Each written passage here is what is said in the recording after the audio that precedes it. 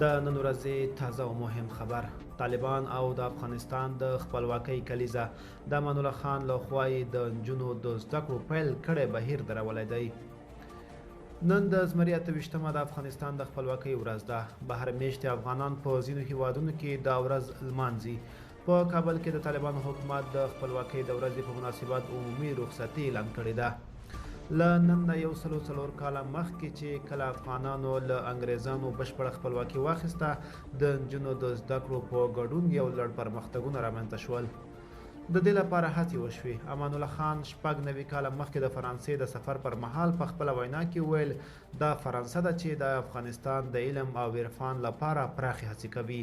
دا فرانسه ده چې د لومړي ځل لپاره یې زموږ زامن د زده کړو لپاره په پاریس کې ومنل، او دا فرانسه ده چې په نړۍ کې خپل علم او تمدن نورو ته معرفي کړی دی. په دې سفر کې له ده سره د ملکي سوریا په ګډون 21 تنه افغانان ملګري وو چې د 1920 کال د نومبر میاشتې په 15مه د کندهار لخوا د اروپا په لور د ځمکې له لارې روان شول.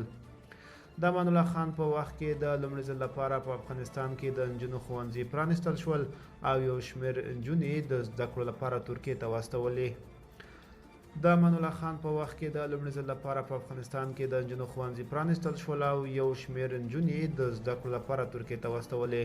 نن د افغانستان د خپلواکۍ ورځ ده. له نن نه 104 کاله مخکې امان الله خان له برطانیه څخه د افغانستان د بشپړ استقلال د اخیستو اعلان وکړ.